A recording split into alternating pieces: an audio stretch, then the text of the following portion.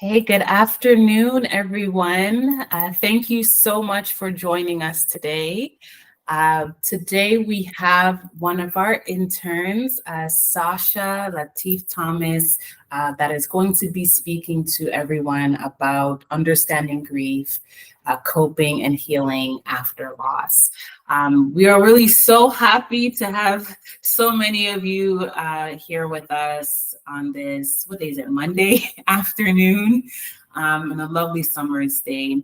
So as this talk, and if you've attended our webinars before, we're very engaging. So please use either the chat or you can unmute yourself when that time comes. If you are watching the recorded version, also please leave comments in the comment section, leave questions in the comment section. We will get to them. And if there's abundant amount of questions, and we'll even potentially have another webinar to answer those. I also did want to say that we will be having a group therapy for grief in fall. So those that are interested that are attending live, please provide your email address in the chat and we'll connect with you once we start the grief therapy. Or those again that are watching the live version, the recorded version, please feel free to leave your email directly to us and we'll be in contact.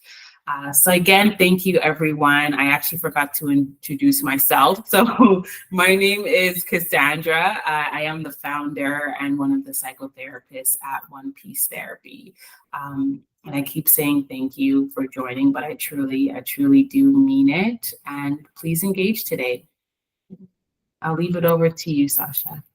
Thank you. So thank you, Cassandra, firstly, for both the beautiful welcome and the introduction to our topic today. And I also wanted to take this time to welcome everyone who's joining in.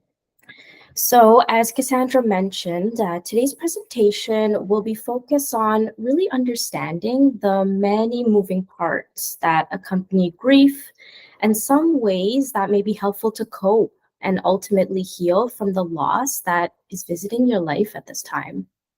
So before we get into it and before we begin, I did want to take a moment to outline today's agenda. So firstly, I will briefly introduce myself. Then we'll take some time to explore loss, grief, and mourning in depth and how each of these three things are connected. I did want to mention that at various times of this presentation, there will be opportunities for self-reflection to really think about the content that is being shared and discussed. We'll then move into taking a moment to discuss grief being pathologized. Then we'll talk a little bit more about coping and healing suggestions, and we'll conclude with any questions or comments that you all might have. Okay.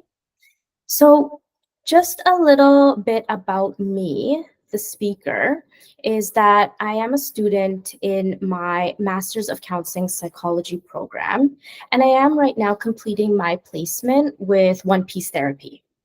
So my title is that I am a registered psychotherapist qualifying.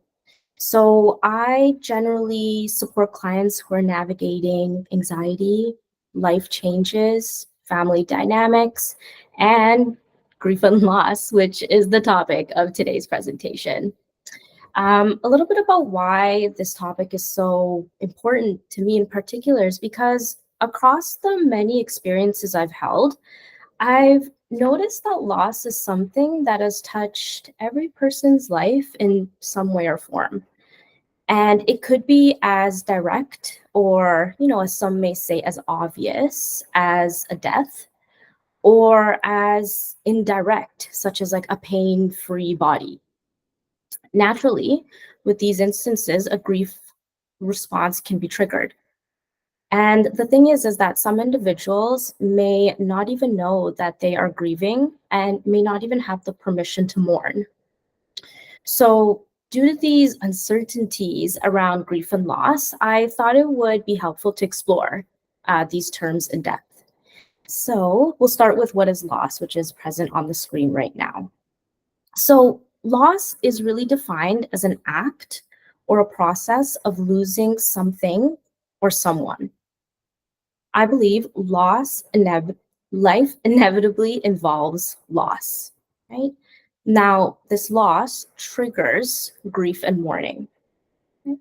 So feelings of loss are very personal. There are so many forms of loss, and again, everyone reacts differently to each of it.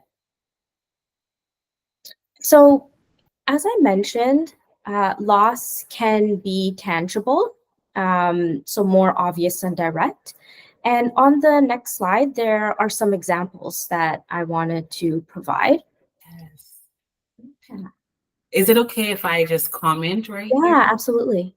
So I did want to just highlight the word inevitably. That life inevitably involves loss. I think it's so important because I know sometimes when people see that, it can feel like there's fear, like, oh no, like, now there's this dread or this doom that loss will come. But I really appreciate your approach already of what you're saying. The inevitably is more so highlighting the normalization. Yes. The normalization of mental health when it comes to loss. So I just want to start there in case anyone is triggered by that word, to just ease the normalization of life involved loss, unfortunately, but because there's some level of expectancy, there's ways that we can cope with it. Exactly, exactly. The purpose or the bigger picture of this presentation really is to start thinking a little bit more of normalizing this grief, normalizing these losses that we all experience by just being human. Right? Yeah, so jumping into those examples of loss, I wanted to start by the more tangible ones. So, as I mentioned before, the more obvious ones, the more direct ones, the more examples of loss that we think of when we actually hear loss. So there's death, there's ending of relationships, whether that be romantic or platonic, like a friendship. There's moving, there's changes in health or illness, whether that be physical or mental, visible or invisible, for either oneself or for your loved ones. There's financial issues, financial status changes, legal issues, as well as little things like starting, ending, or changing jobs or school. Now, the other side of loss, the intangible, the less obvious, the less direct losses. Now, these are a little bit more in depth. They're things like loss of trust, right? Loss of safety, loss of control, the power, your privacy, your connections, right? There's faith involved in loss, respect, independence, identity, or even self worth. And these things overlap. You can experience that loss of death, and with that, you lose, say, safety, right? You lose that connection, you lose faith. I have a quick question to add. It's actually probably not quick. Okay. Challenging question, actually. I'm curious if you would say, like, what part of grief or loss is more challenging to deal with? That's a tough one. That's a tough one because I believe both can be just as equally difficult, right? Mhm. I feel like because, a lot of research, a lot of talk in society brings up, like I said, that obvious form of loss, the death, the moving, the changes in health, we automatically default to thinking that these things are more intense. But we fail to recognize that sometimes that loss in, say, an identity can be really painful. You really don't know like who you are, and which spirals into other challenges as well too, or loss of faith. Seeing if someone, for example, is so religious and that death, for example, takes or questions that faith. That can Right. be very painful, a new reality for someone to encounter. So I do think they're just as equally as painful. Yes, I agree with you, Sasha. I completely agree. And as you said, with tangible and death being the main example, it's like people feel because that is tangible, that is obvious, Yeah. that it gives permission to okay, so now I can express grief. Now I can go through, Yeah. this process because something physical happened. And as challenging as that is, even the invisible, intangible things of identity, it's like people feel they might not be able to express their feelings because it's not something physical, it's Yeah. self, right? And how that can feel sometimes invalidating of Mm, what type of grief is more challenging to get through. So I do appreciate that both grief in itself is challenging to get through. absolutely. Absolutely. So I did want to, engage in our first self-reflection with that information.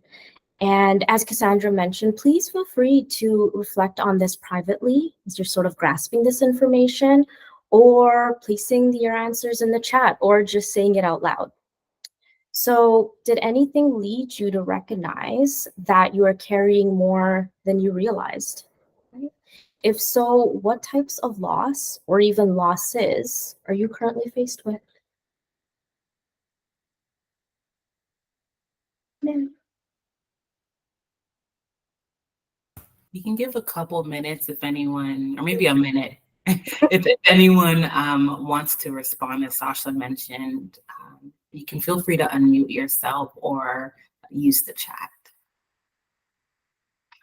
Or because this is also personal, we can move on in a minute. Absolutely.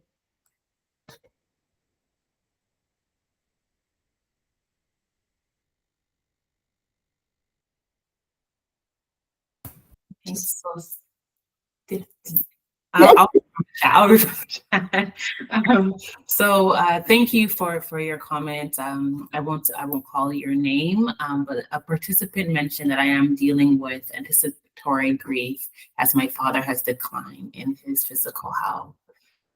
Okay, thank you so much for sharing. I know you haven't spoken about anticipatory grief as yet, Sasha, but did you want to define it for others that might not know? Yeah, absolutely. So anticipatory grief, it generally means that the loss is coming. We're anticipating it. So we're hurting every moment until it actually happens. Mm, That's a lot to carry with us in our day to day. Because again, we're expecting it almost, and we're hurting in almost all of those moments. yeah. So yes, I absolutely appreciate you sharing that. Thank you. And I know it's challenging too, because sometimes with anticipatory grief, it's either like actual, right, as this participant shared with us, or sometimes it's perceived, right? Mm, I think even both can result in, yeah, challenges and anxiety or just other symptoms of grief and distress. Right? So we hope that with attending today, you'll get what you need as you are on the journey grieving. Thank you. yes. So we'll sort of jump into grief, defining grief. So what is grief? And really and truly, in the simplest terms, it means deep sorrow, right? It's an emotionally painful internal response to any kind of loss that we just discussed that has happened in our life. So, grief is felt more deeply when the loss is more significant. Right? So, some examples of what we think and what we feel internally when we experience loss include, anger, sadness, anxiety, some emptiness, and general yearning. And thing is, grief can be made more complex and painful than it already is. And this is where we'll kind of jump into the many different types of grief. So, grief can be complex, especially when you experience lots of losses happening close together. It can also be cumulative, where things that happen recently can tie back to things that happened in the past. So then you start grieving all these things together. It can also be traumatic, where the loss is associated with a certain level of nervous system injury. It can be collective, where it can affect members of the same community. such as the pandemic that we all recently went through, right? And as we mentioned, anticipatory, again, just meaning that loss is coming. So we hurt every moment until it happens. There's also disenfranchised loss, and this one stood out to me the most, actually, because it generally means that the grief is not recognized in depth by others in our social network or our larger culture. So, this definition actually made me consider the cultural rules or the Western rules around the type and amount of grief we are allowed to feel. So, some examples that I thought of and I felt like, for example, like a loss of a pet is considered less of a loss than a person, or a miscarriage is less of a loss than an actual child. You know, you losing your neighbor is less of a loss than your actual family, your actual parents, right? There's also ambiguous grief, where the loss doesn't have an end, really. So we're left feeling really confused because we're not sure how or when to move forward. So an example of this is if you're a caregiver for someone with dementia, for example. Um, Grief can be delayed, which means that we tend to push it aside until it comes back. Distorted grief usually gets mixed in with other emotions such as guilt, there's shame and anger, making it really difficult, sorry, to process the true source of the pain. It's also masked, which is also really important because it shows up as body-based symptoms or behavioral changes. And lastly, there's grief that actually just doesn't subside. There are no small pockets of relief, so it becomes chronic in nature. So we'll take a moment to sort of reflect on all these various parts of grief. Are any of these complexities present for you? Is talking about this, is it an experience around grief that you were already aware of, or is this a new language for you?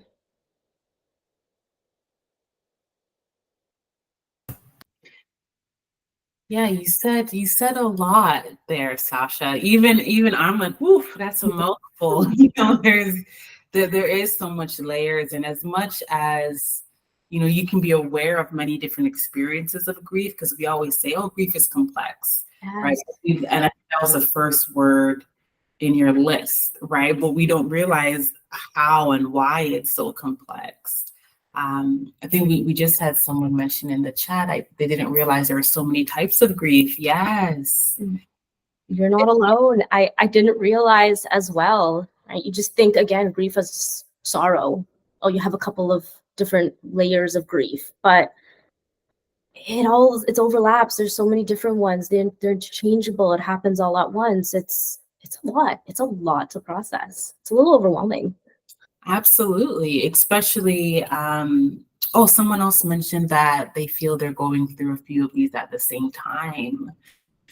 Yeah, so even the overlap of the experiences of grief can just complicate the healing process even more. Absolutely. Yeah. And I think, even talking about the disenfranchised, because I didn't know that term before. Yes. um, and I find it interesting because, yeah, I never called the experience anything, but I did know, like, yeah, depending on your culture, depending on even values or your community, certain things would be prioritized or more acknowledged, and others are dismissed or minimized, which again, I think in general, I understood it to be, either tangible or intangible, but I think it's really about what was lost in the person's life. Exactly. And by not really even, some losses being recognized, it makes it hard to even identify it as grief, right? That's where, potentially that other layer of grief, the distorted grief kind of comes in because there's an element of shame, right? If you're, for example, grieving your miscarriage, there's other people potentially thinking or even voicing it to you, but that's not a child, right? And that's shaming. It's making one feel guilty. and very angry as well too. Absolutely. And I am curious, Sasha, I don't mean to put you on the spot, but this is definitely putting you on the spot. um, but I did want to ask just because the thought of experiencing a few of these types of grief at once. Like I don't know if you're going to get to it towards the end when you talk about coping, but I do wonder, how would you support someone who experiences multiple types of grief at once? Yeah, absolutely. I think really allowing someone to like say their grief would be ultimately the first step. Because as I mentioned before, talking about these things, there's a level of shame, right? There's a level of guilt that might not even come out in the initial stages because, again, person's been shamed and guilt into not saying these things. And then number two, they might not, person might not even recognize that that's at play. So I think the first layer of support with all of this is having that safe space to share what is going on, right? And then kind of building from there and exploring like what this means to you and how it's made you feel and how, again, society has impacted that. Yeah. Thoughts. Yes, I definitely agree with you. Having a safe space gives permission to calling your grief what it is, and therefore that begins the healing process. Um, Someone asks, why is it that there is a level of guilt? Yeah, that's a good question. And I will get into this a little bit later and in depth, is because there is that level of society's expectations, right? We're living in this Western world. We follow a certain level of culture as we move through this world. And this world, unfortunately, has a way of defining grief, a way of talking about grief, or not even talking about grief. So when you do have these experiences that you could title yourself as, I'm grieving, you're getting influenced otherwise. You're getting influenced to feel otherwise. So then that kind of, in its own way makes you feel guilty for even having these thoughts and feelings.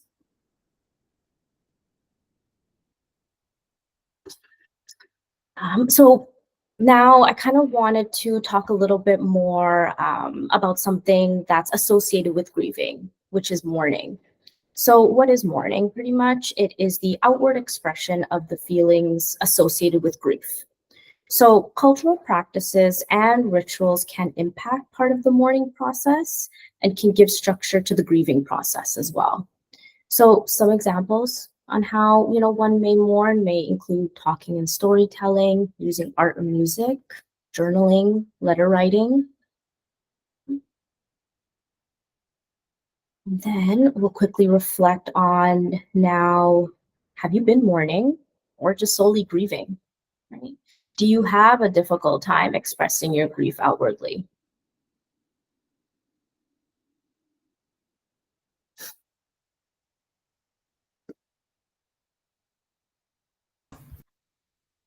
Again, we're just going to give space for people to reflect or share your thoughts or comments.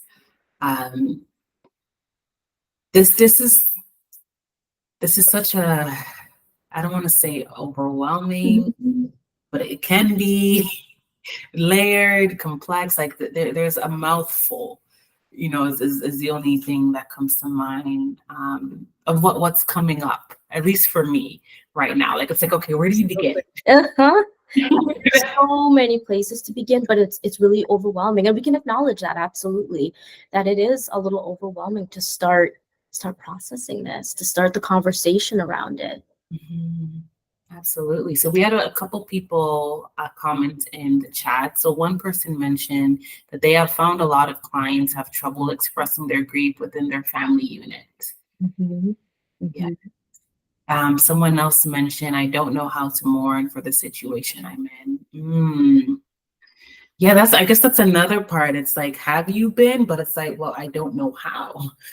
Right. So yeah, that's a great point. Thank you for sharing that perspective. And someone else mentioned, I find I avoid my grief and don't mourn because it's too painful until it's overwhelming and bursts out. Yes, absolutely. It's the pain. It's easier, again, to push this aside, bury it down, just go on day by day than to Mhm. face it. That's one. But again, I really want to emphasize that Western cultural piece. That's kind of what is expected of you. If you kind of just very quickly and very briefly, if you look at like, death, we'll talk a little bit about like the more tangible experience of death. You have X amount of work days, for example, to grieve, right? You only have X amount of bereavement days, right? And then you're expected to go back to work and to act and to put on this face that, you're okay.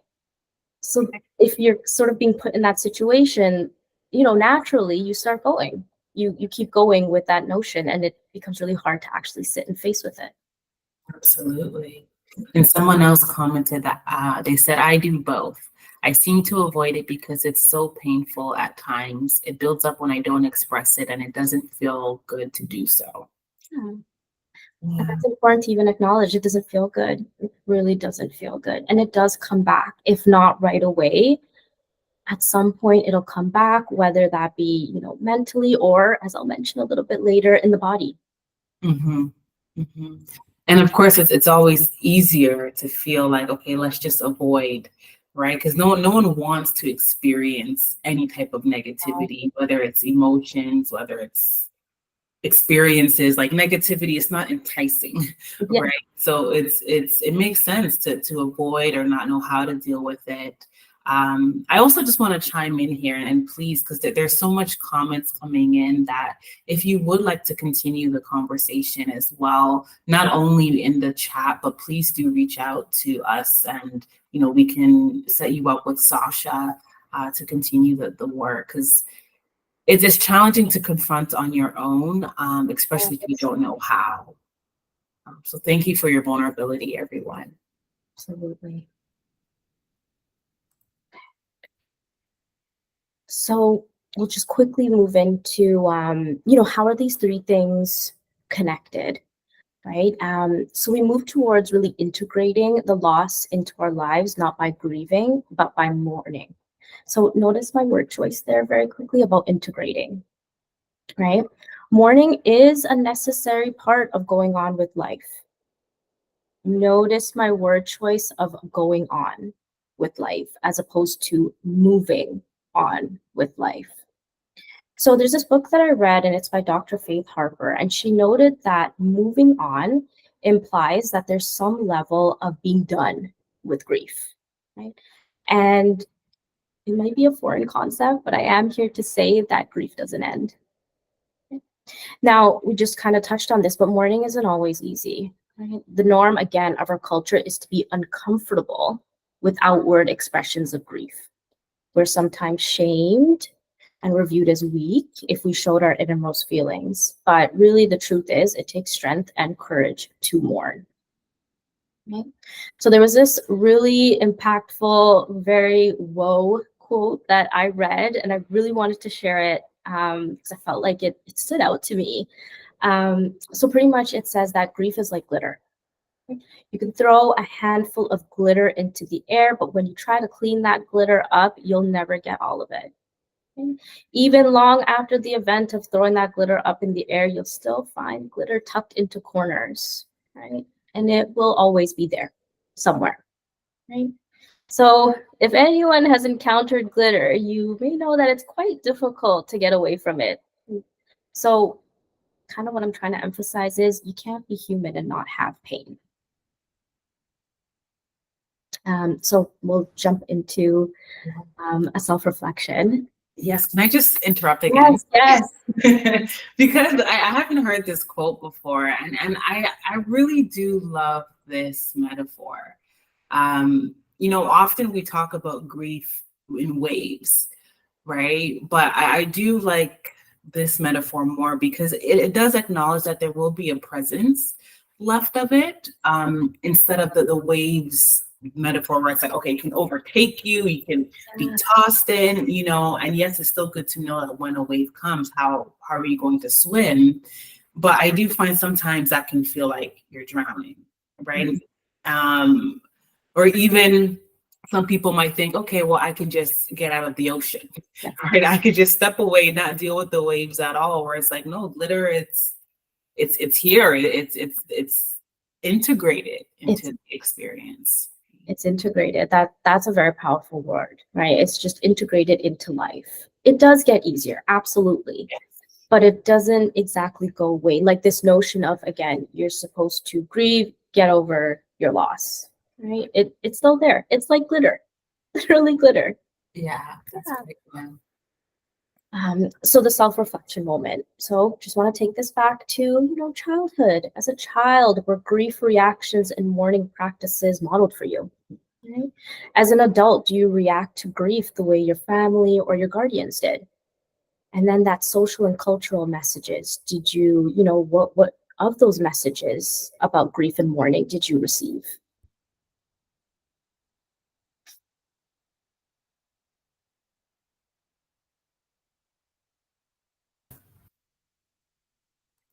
Please feel free to use the chat if you would like to share your reflection, or you can unmute yourself.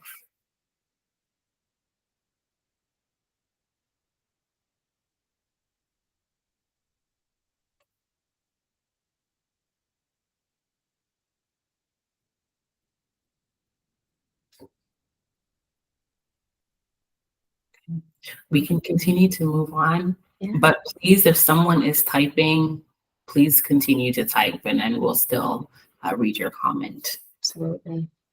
So, seeing that my stance personally is that grief will always be there, this leads into that little piece that I was like mentioning that leads into the harm of pathologizing grief. So, the idea around this is that people who don't respond to grief in that quick or that complete manner is viewed as being in need of some level of psychological intervention. So this actually like adds to the history of harm in the mental health field around grief. So mental health professionals have labeled grief as a condition such as depression, anxiety, and various other mental health conditions. But on the other hand, mental health conditions such as that anxiety or depression, for example, that were brought on by grief have also been missed. So, what I'm trying to say is that there's a very fine line here between automatically diagnosing and then not diagnosing at all. So, what really should be recognized is that everyone responds to grief in a very unique way. And grief really and truly can last a lifetime for people. And that is common. By pathologizing or medicalizing common grief reactions, there's a really great risk of creating an inaccurate societal expectation about what grief should look like. Grief and grieving, it isn't straightforward. Emotional, physical, spiritual, and even, social challenges will be expected, right? But instead of labeling people as like disordered or dysfunctional, understanding the holistic nature of grief should truly be considered. Mhm.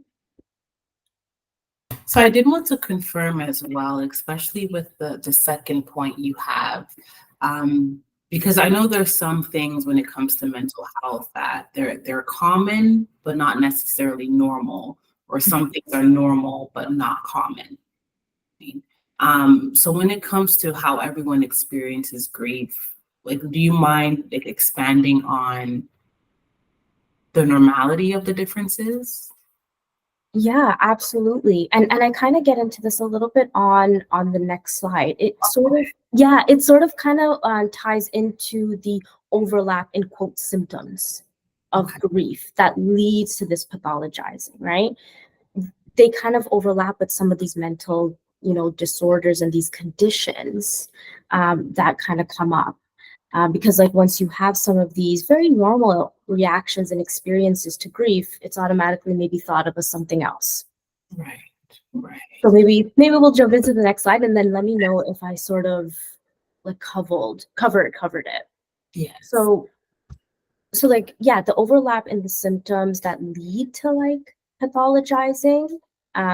So it could be like the emotional symptoms, right?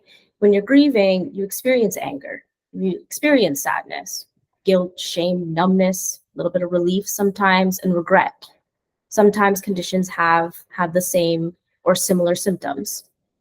Even physically, there's bodily tension, tightness in your chest, your throat, there's restlessness, there's a level of insomnia, and very much so like heart palpitations.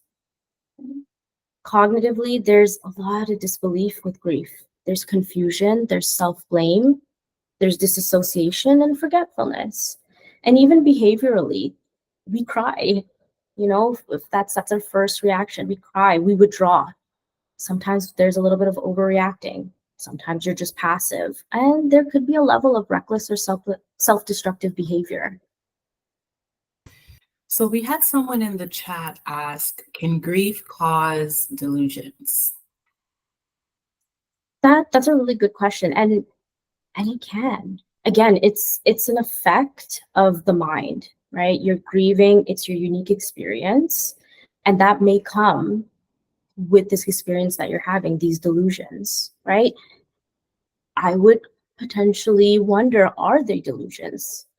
Is there another word to describe that, right?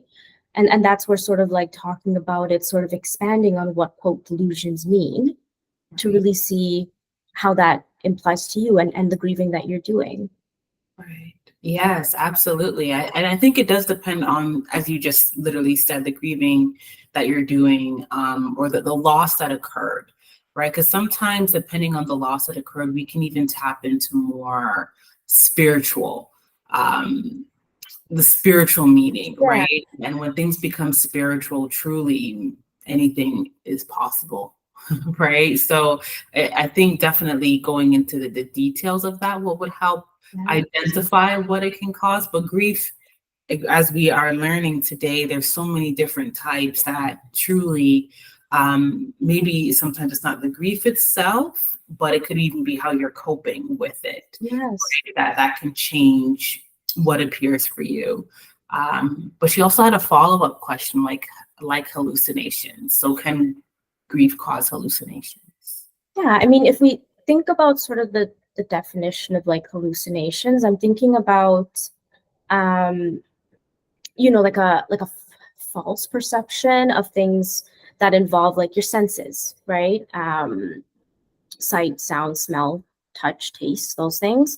So potentially, yes, Cassandra, as you just said, as you're going through this grieving process, you're experiencing this really impactful loss. There could be a level of changes in those senses that are coming across as, say, hallucinations, as cognitive like distortions. Such a unique experience for everyone to really get down to the nitty-gritty of it and really, again, express and explore how that's coming across for you. Yes. But these are also such heavy words too. So I would love, if you are okay, to continue the conversation privately, because, we also do want to ensure that we're giving accurate information. And so far, based on what we know, it's accurate, right? Yes. But of course, there's so many other factors that can go into what disrupts the mind's flow. Please do, reach out to us privately if you would like to continue the conversation. So I did just want to note, so if we are not given the time that we need, and I believe we deserve to process the loss, so our brain can actually adapt to a new normal, we can get stuck in what is termed as a medical and formal diagnosis called prolonged grief. And that actual medical diagnosis is actually recently recognized. So sort of ties into that, medicalization of grief. And we had another comment. Thank you, everyone, by the way, for participating. Thank you so much. So another participant mentioned, I never saw anyone grieve. It appeared to be a secret or something kept to themselves. I am learning how to grieve for the first time. I think that goes back to one of your reflective questions about childhood and family norms. Did you want to say anything directly to that, Sasha? I just want to comment that is so powerful. You're learning to grieve for the first time. That is just so powerful, and that's so empowering. But also, I can imagine a little bit scary as well too, because like you said, you're learning to do this. It might not have been taught to us. It might be suppressed in us from society. So And I think you mentioned too, like you never saw anyone grieve. So this is your first time experiencing it, but what's really great about it, it's a unique experience and you're doing it. Yeah. Yes, thank you. And then even someone else mentioned I can relate to that. Yeah, grief is relatable. And I think that's so important is because it can feel very isolating because it is your life it's happening to. It's relatable in a way that, as we mentioned, it can happen and it will happen to everyone. So thank you for just being supportive in the chat. We'll continue. Yes, perfect. So yes, I mentioned before that mind-body connection. So grief also affects the body, right? It isn't just that emotional experience involving sorrow. So the brain and the body, they interact under stressful conditions. Inflammation in the body in particular increases with chronic stress, making you physically sick. So I wanted to put an example out there. I'm not sure if anyone has heard about it, is broken heart syndrome. It's literally an example of that mind-body connection. So, if you notice you're experiencing, sickness symptoms, so, you're aching, you're in pain, you're exhausted, and, just generally not operating up to speed, it's because, as you're grieving, your body is kind of purposely slowing you down so it can repair. So, with all this information and knowledge under our belt when it comes to grief, loss, and mourning, how do we cope and we heal from it? So we're sort of transitioning into a little bit of our last section, and I really wanted to begin by emphasizing that time, pace, and self-kindness is very important when coping with and healing grief. So when danger still exists in the body, coping mechanisms are used to get through. Right? After the threat has passed or the threat lulls in between, healing can happen. So to reiterate, grief means different things for different people. Right? So there's no right or wrong way to grieve. Emotional, physical, psychological, and spiritual fluctuations are expected and are very natural. Right? There will be moments when the loss feels manageable and acceptable, and there'll be moments when the loss feels really unbearable and a little out of control. So someone mentioned in the chat, and thank you for your questions. You have great questions. So she asks, how do you know it's not a real illness? How do I know? If grief is not a real illness, is I imagine what we're kind of trying to ask. Yeah, that's what I think so too. Yeah. I guess in terms of it being non-pathological. Absolutely. Yeah, that would involve a little bit more, say, exploring. Right. The point I think of that is not to automatically grasp some of those symptoms and categorize them into an illness, or not to categorize them into an illness. I think it really means that we need to sit and explore with a person what grief and loss really means, tease out some of the things that are really happening. And again, there are other factors involved, such as length of time this is happening, the various amount of losses and griefs that we're experiencing, just to see if it is something that it is deemed and worthy of being explored as a condition, or if it really is just that complexity of grief. Right. Thank you. Yeah, that's perfectly put, Sasha. That truly, because grief is different, it does take exploring to know, I guess, given all the factors of it, what is considered a normal, even though it might not be common, or what symptoms are common but might not be normal, right? So it's kind of going back to that range of just the different experiences. But I think automatically what Sasha was saying too, is that experiencing grief doesn't equate to a disorder. Mm-hmm. Right. But again, depending on how we cope, or even how traumatic grief can be, sometimes it might lead to a mental illness. Yes. But again, experiencing grief in itself, it doesn't necessarily develop an illness. Perfect. I hope that's clear, but again, please continue to ask questions if you have. Absolutely. So contrary to the popular belief, the grief process is not orderly and it's not predictable.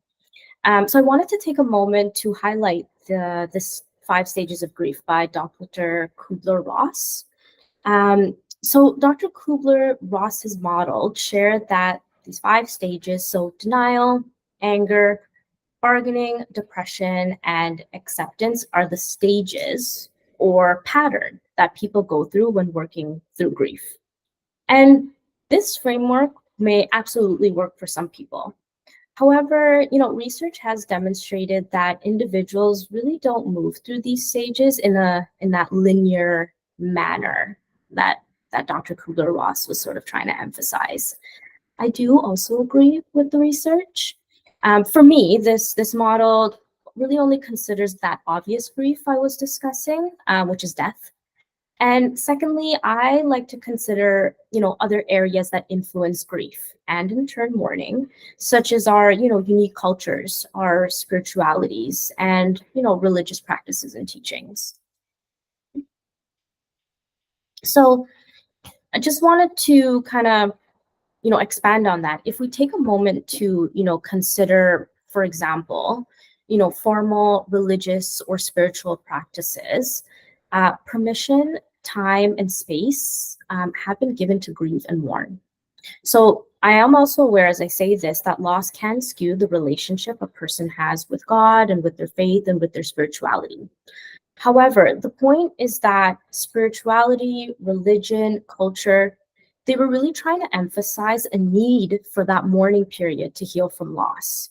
But that period has been lost in today's time. Right?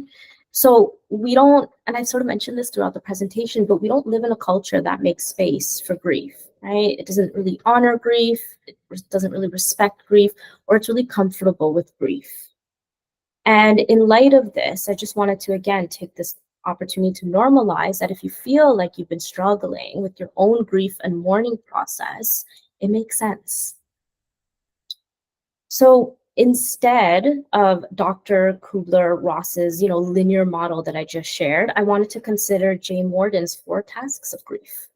So James Warden, he provided this framework of 4 tasks to really help us understand how we can journey through grief. Okay? So it's more task orientated, so we actively do things as opposed to just moving through these stages, right? The idea is that the relationship with grief is a proactive one. And these are just the 4 tasks. So it really is to accept the reality of the loss, to process the pain of grief, to adjust to the world as it is now after that loss, and to reinvest in the future by, finding connections between what, your life was before with the life that you're creating in the present and for the future. So another self-reflection moment, but if you did learn that grief happens in stages, what is different now that you consider it task-orientated, right? Curious to know if your relationship with grief is changing.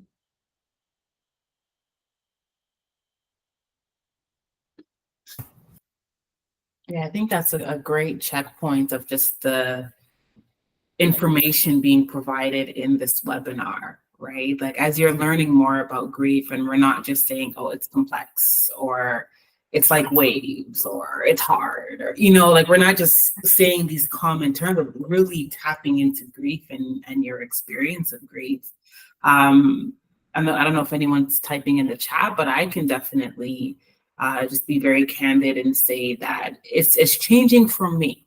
Right? Like it really is. I do see it a bit differently, but just how crucial, and I knew this with emotions, how crucial it is to name the right emotion, but now even understanding it's so crucial to name the right grief, right? And even if it's multiple types of grief you're experiencing, but just naming your experience is truly so powerful in itself to know how you want to handle it, right? Or where to start from. So someone in the chat mentioned they're not sure they understand the acceptance. That feels contradictory to often feeling the disbelief. Yeah, and that's fair. That's fair. That's a fair level to be at, not only with this information, but Also with what, about grief and the symptoms and the feelings around it, right? um the understanding of the acceptance part, right? I imagine it was kind of the first part of James Warden's task, going to accept the realities of the loss. um Sometimes that's really hard to accept to begin with, right? And it can feel, like you said, contradictory to feeling the disbelief of this loss, like the loss actually happened. And although there are multiple emotions that can be experienced at the same time in grief, I think it's fair that if there is disbelief or there is shock, then the acceptance would not necessarily be as readily available as well, right? So there can, but at the same, I'm even considering other parts of grief. And I'm like, well, it depends on the type of grief being experienced, right? So some actually can be, you can still feel like, okay, I accepted, this loss. I'm integrating, my life in the now, I'm moving forward, but maybe cognitively you're thinking, I just can't believe that happened. Right. But maybe your body has come to an acceptance, or another part of you has come to an acceptance. So yeah, let me just backtrack by saying it also depends on the different parts of you that are at play in your healing journey. So yeah, I don't even know if that helped clarify anything, but it can be contradictory, but it can also be complementary. It can happen. Okay, so someone else asked, they mentioned they don't understand what task oriented means. You mind? Yeah. That? Yeah. So task orientated pretty much means, well, it's kind of in the word, it's like to be devoted to completing like certain tasks. So you're completing these potentially 4 things that James Warden had said. But the idea around it is if you begin viewing grief as something to work with, right? So these tasks to work with, to work on, as opposed to working against it or going through just stages. That's kind of what that means, just completing these tasks, and going through each going through each, as something to actively work on. You're doing certain things and certain um, self work or like other types of work to really go through each of these tasks. Right. And I guess in that way, it's tangible, right? Like you're doing things in your healing journey versus sometimes people can feel like they're just floating through it, this passively grieving, right? Yeah. Okay, he also asked what, I'm just gonna go back a couple slides to reiterate, not reiterate, to display. Yes. So these are the 4 tasks essentially of grief, as opposed to previously we were looking at sort of those stages that you move through. When you're grieving, you just go through these stages: denial, anger, bargaining, depression, acceptance, just like that. But this, on the other hand, you're actively doing things, right? You're doing things to accept the reality of the loss. So you take that as your first task, pretty much the first thing to work on when you've lost, right? You accept this reality of loss. Once that kind of happens, you move into the second potential part, which is processing the pain of that grief. Right. So someone else mentioned in the chat, which is a great example of a task they're doing, is writing daily, and they notice answers appearing, synchronicities consistently, as if my loved one was watching over me. Yes. You're gonna say something, Sasha? Go ahead. Yes, absolutely. Writing, I actually get to that a little bit later in the presentation, as part of that, coping, as part of that self-care. Yeah. Right? And you have such a beautiful message around that, as if your loved one was watching over you. Yes. That in itself is healing. And again, it's unique to you to process that grief and that loss. Exactly. And that's where spirituality can come in as well, right? So we had another, the questions are coming in now. So someone else, do you think these tasks are done in order, or can we work on all or some? It's a really great question. I gravitate naturally to saying that if we do work on it in order, it gives us a little bit of structure, which some may like. But again, because grief is so unique and the idea is to get to this place of healing as well as coping and what works for you, I believe we can sort of look at each in, your own way that'll help you get to where you need to be with your grief journey. Yeah. So yes, I think it can be modifiable. We can work on some, we can work on all. We can work on task 1 and then move to task 4. I think that was the beauty of sort of looking at it in terms of tasks as opposed to stages, because there is flexibility. Gives yourself a little bit of grace and, Cassandra, as you mentioned, permission. Yes. Yes. And even to acknowledge that you can do 1 and maybe you move to task 3, but then you feel like you have to go back to 1. Right. That is a flexibility in practice too. One more question before we move on, I guess. So someone else asks, what if you don't want to connect with the past, like the 4th one says? Yeah, plays into almost the question that we just had. Do you want to? Is it unique for you? Does it benefit you ultimately? And if it doesn't, then perhaps it doesn't make sense to look at the past, right? Perhaps we're looking more present and future orientated. Really, so yes, we could, but if you don't want to, it's your journey. It's your grief. We can look at we don't need to look at the last one. And before you start, Sasha, sorry, I just wanted to mention, if you have questions, please still continue to use the chat. We're just gonna continue on. Absolutely.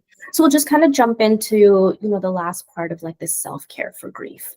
And, I do recognize that some of these suggestions can come across as really basic, but occasionally, especially with grief, sometimes we just need to be reminded of the simple things. Right? So an option could be this idea of a grief self-care check-in. So this is kind of considered a journaling exercise, for those that enjoy journaling, or it can really begin like those beginning stages of self-reflection and self-awareness. So as you're kind of looking through some of these, I'm grieving with the loss of, I especially miss, ways I can honor my loss moving forward, etc.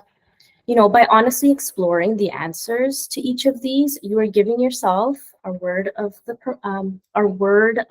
presentation. You're giving yourself permission, okay, to begin accepting the reality of your emotional experience with grief, both good and bad.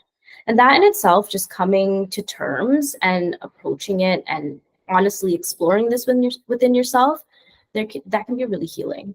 It can be really healing for the grief. There is the other option of self-soothing. So as I mentioned before, the emotional pain can exist and held in our body, right? So Peter Levine has these exercises. It's called the self-hug or the 2-step self-holding exercises. And those are just examples of soothing hyper-aroused nervous system.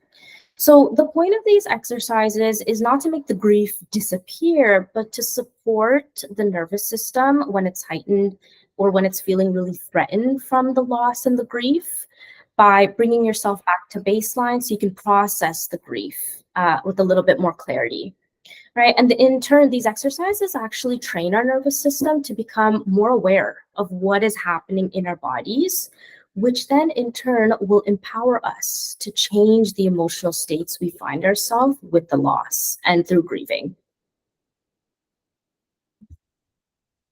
So I also believe there could be a level of honoring grief through ceremony. Okay? So as humans, our brains, we crave stories, music, and connection.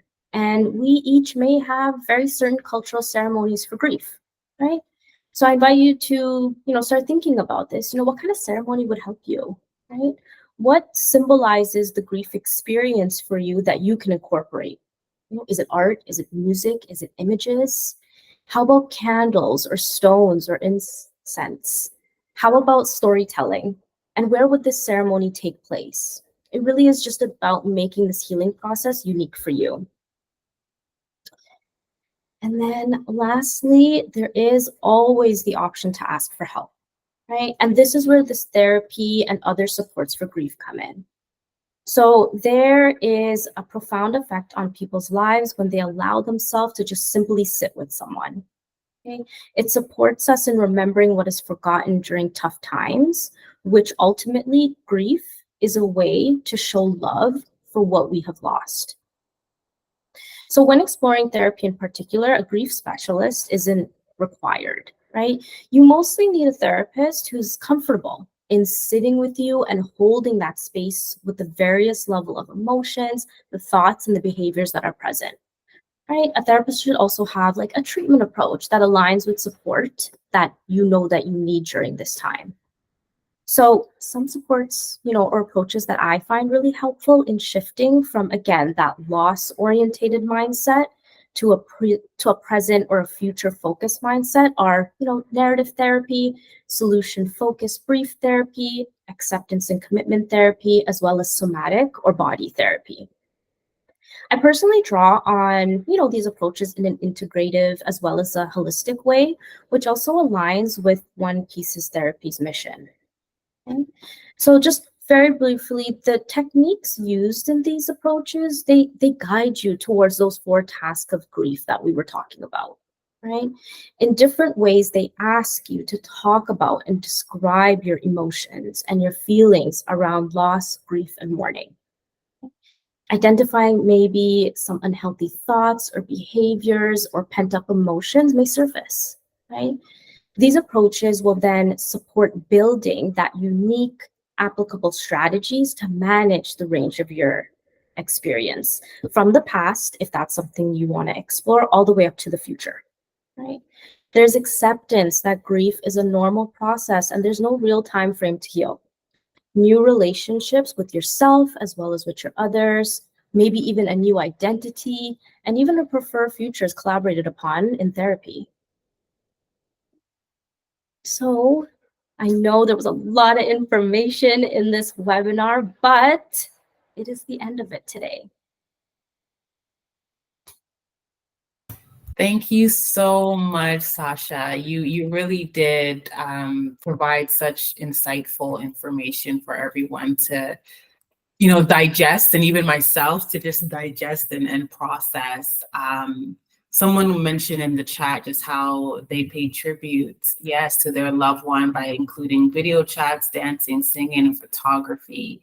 And how they're engaging in more arts and crafts. And I think ultimately that sums up your point too, was it's just being expressive, right? The Yes. more we isolate or hide how we feel or what we're going through, the more it just builds shame and other symptoms that can probably no longer even be connected to grief, but just connected to coping in itself, Yes. right? So thank you so much for your great active task-oriented examples. And someone else just wanted to thank you so much for very useful info shared in a compassionate way.